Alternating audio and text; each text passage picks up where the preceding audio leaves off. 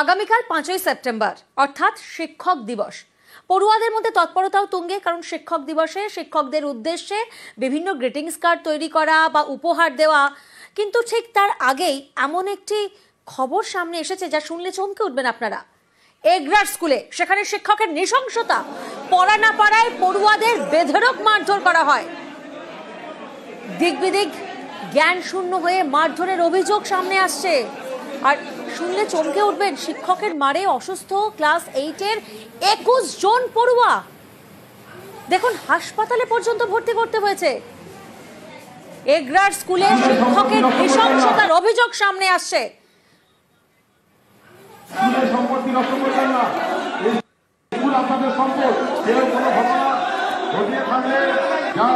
আর ঠিক তারই প্রতিবাদে স্কুলে তালা লাগিয়ে বিক্ষোভ দেখান অভিভাবকরা, ভাঙচুর করা হয়।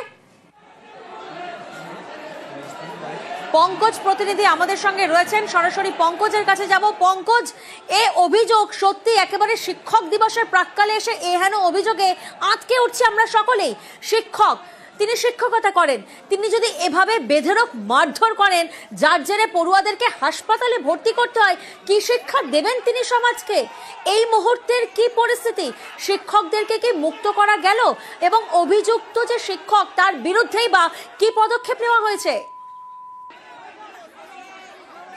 একেবারে প্রিয়াঙ্কা, যেখানে শিক্ষক দিবসের প্রাক্কালে যেখানে শিক্ষকের অত্যাচার ছাত্রছাত্রীদের উপর, যা ঘটনা ঘটে গেল একেবারে এগরার যে অস্তিচক গ্রামে যোগেন্দ্র সুরেন্দ্র বিদ্যাপীঠের ঘটনা, যেখানে স্কুলের শিক্ষক ইংলিশ ক্লাস নিতে গিয়ে স্কুলে 8ম শ্রেণীর পড়ুয়াদের উপরে অর্থাৎ লাঠি নিয়ে মারধর করে, এমনটাই অভিযোগ। সেক্ষেত্রে কিন্তু 21 জন পড়ুয়া অসুস্থ হয়ে পড়ে, তাকে স্থানীয় চিকিৎসা কেন্দ্রে ভর্তি করা হয়।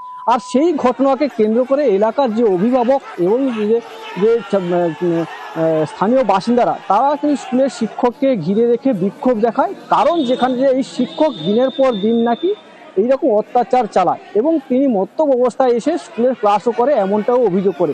সেক্ষেত্রে ক্ষোভ বিক্ষোভ ঘটে একেবারে দুপুর 3টা থেকে রাত 8টার পর্যন্ত কিন্তু স্কুল চত্বরে উত্তেজনা সৃষ্টি হয়, যেখানে চরম উত্তেজনা হয়, যেখানে পুলিশ প্রশাসন, বিশাল পুলিশ প্রশাসন এসে, এগরার বিশাল পুলিশ প্রশাসন এসেই কিন্তু সেই সমস্ত শিক্ষক, শুধু সেই শিক্ষক নয়, আদার্স যে সমস্ত শিক্ষক ও শিক্ষিকারা ছিলেন তাদেরকেও ঘিরে রেখে বিক্ষোভ করে, তাদেরকে উদ্ধার করে এবং অভিযুক্ত যে বিপ্লব পণ্ডা যে শিক্ষক, তাকে কিন্তু পুলিশ আটক করে নিয়ে যায়। তবে এই আটক করার পরে যদি গ্রামবাসীরা বা অভিভাবকরা অভিযোগ করে থানায়, সেই মোতাবেক কিন্তু পুলিশ তদন্ত শুরু করবে এবং তা